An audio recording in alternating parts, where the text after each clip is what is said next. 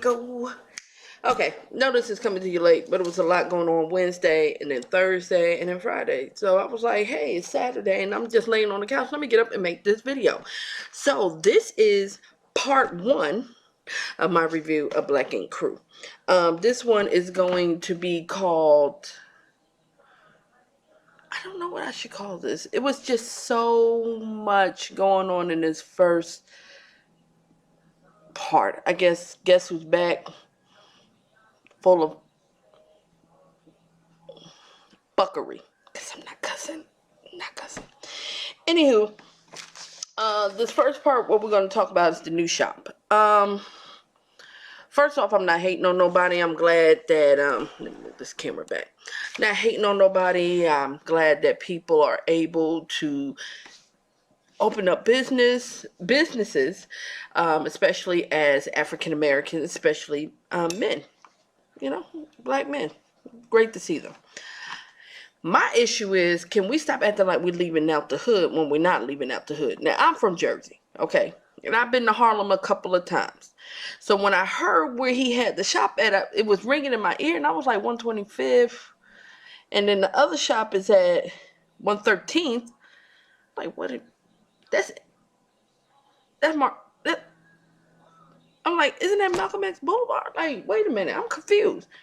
So, wanted to make sure I know what I was talking about. So I Googled it, and they're 6 minutes away. So how did you move from the hood? You didn't move out the hood. Like that whole thing where this new shop looks like Dutch's shop, and it got chandeliers, and then you was like, what is this? And then like I don't get it. My whole thing is, if you want to do something different, just say you want to do something different. Don't say, oh, I'm coming out the hood. You're 6 minutes away.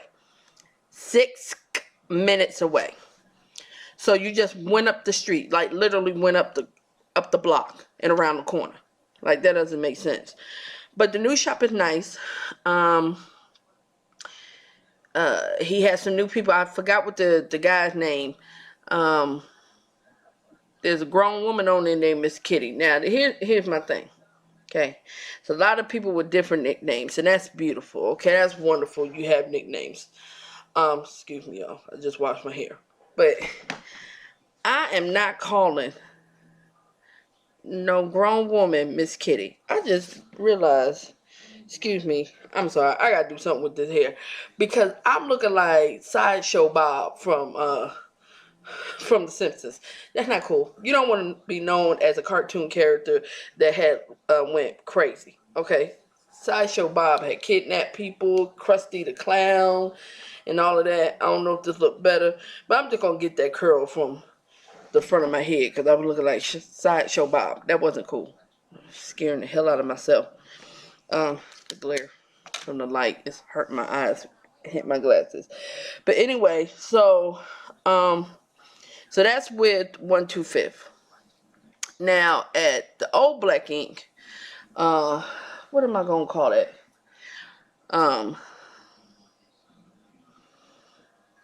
The clinic is what I'm going to call that old shop. Because what Ted is making that shop, which I'm not hating on him, but I'm just sitting there saying that's not if you want to have all of that, then you need to have a whorehouse or a strip club. You don't need to have a tattoo parlor. You can't take a tattoo parlor and turn it into a tattoo parlor slash boom boom room slash clinic slash get your freak on slash stripper shop. Like that it's too much going on. I mean, I know you want to multitask, but no. So he's gonna make that an all female shop, and I think that's hot. He's gonna have the first one that came on there, Young Bay. Excuse me, Young Bay, which she's cool. And I'm sorry, it's just the comedian in me, and I don't mean, I'm sorry, by all due respect. I promise you, I'm not trying to be disrespectful, but when I saw Young Bay come out that cake and she started talking, I don't know why I thought about that lady from Mad TV. He looking like a man. I do not know why.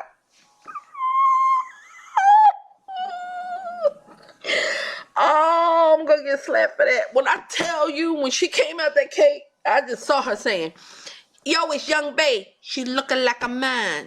She looking like a man. I don't know why. I think her name was Miss Swan. I don't know why I thought that.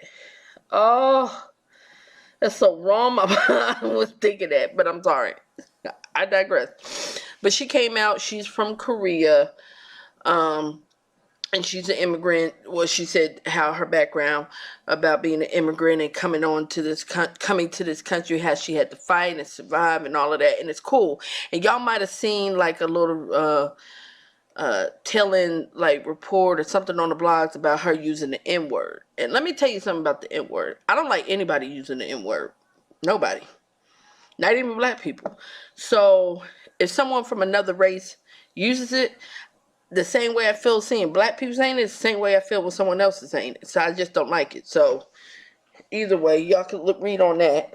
The other one, her name, I don't know, back to Young Bay, because I got notes right here. Uh, I don't think it was shade. I think it was like behind every part. Let me say this. This is my philosophy when it comes to shade. Behind every shady part, the truth is in there.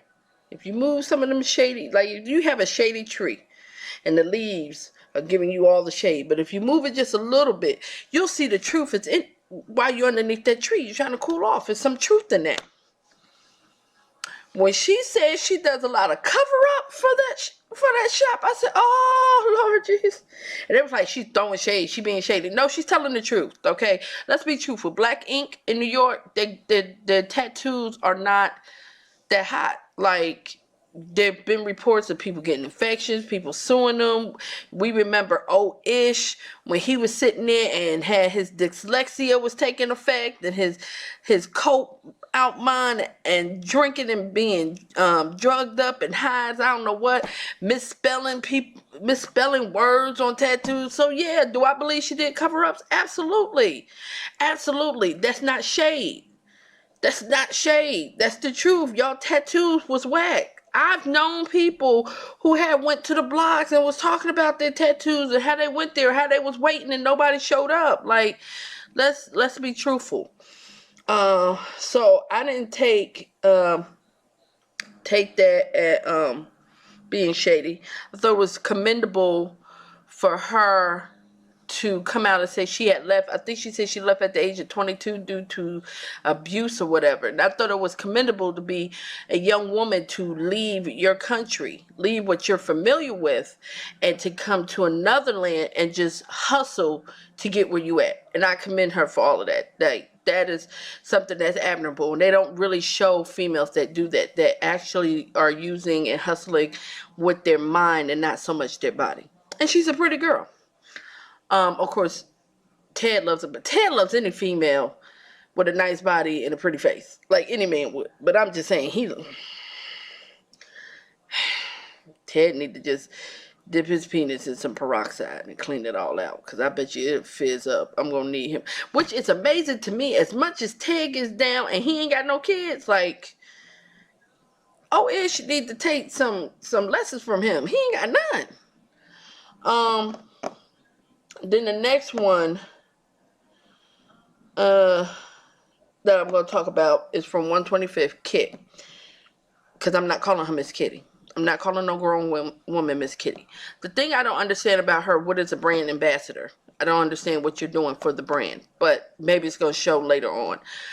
You're from DC and you want to be a socialite. So what does that have to do with brand management? Brand managing. And if you're doing brand managing, you're doing brand managing not for just 125th, but the original clinic, aka the original Black Ink. You're supposed to make sure both shops are on its P's and Q's, not throw shade, which is going to be part two of my issue with her. If you're really talking about being a brand ambassador, you need to get on your job, because you're horrible.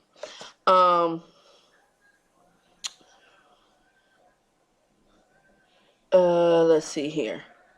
What's another thing? Something that got me with this one was DMX. He was high. He was coked out his mind. Ayana tried to help him, and that didn't work. And still see that he's off the chain, which I'm not hating on him. I just pray that he get the help that he need. But I just want to know who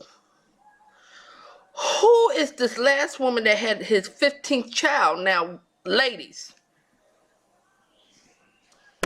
stop this. Stop this. This man had 14 kids. This last one, he had 14 kids before he met you. Or while you knew him. Or you might have already had a child with him. I'm not quite sure who this woman is. You saw that he was going through some trials and tribulations, that he needed to straighten himself up and get himself together. But you chose to lay down with this man unprotected and have another child. 15th child of his. I'm not here to judge at all, but I just want people to make smarter decisions with their life. This don't make no kind of sense. Now you got a 15th child, and I swear to God, I hope. I'm just gonna leave it alone. I'm just gonna leave it at that. But who? Why? Who? What? Why? Who? What? When? Why? And then DMX, why would you have your 15th child with another woman? Why would you have another child? We always talk about Peter Guns from Love and Hip Hop and all of that. He got 10 kids. We're talking about old-ish, and he got like 5 or 6. You got 15, bruh. Like, cut it out. Vasectomy. Don't even not even a vasectomy. Take your penis off and then and dip it in gold and put it on your mantle as a trophy case, like the Heisman. Like, stop walking around with the 15 kids and serve penis. Like, I need you to stop doing that. Stop slinging it. Put it away, sir. Put it away. Zip it up. Tie it up. Put it away. Act like you don't even have one. Just I can't. Ted is going to be the manager of 113th.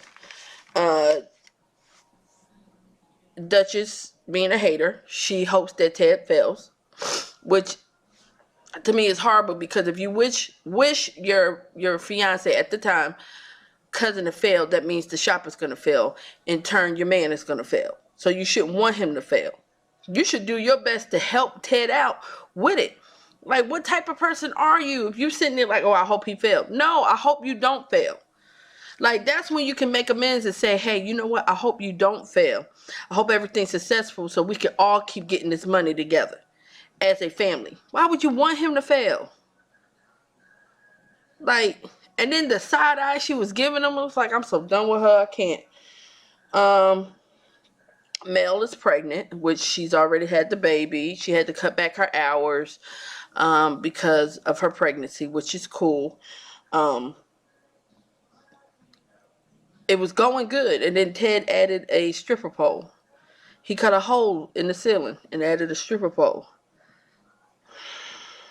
I don't know. I try to support black businesses all the time, but then sometimes we get some that do stuff like, I don't even understand why you would put that in the shop.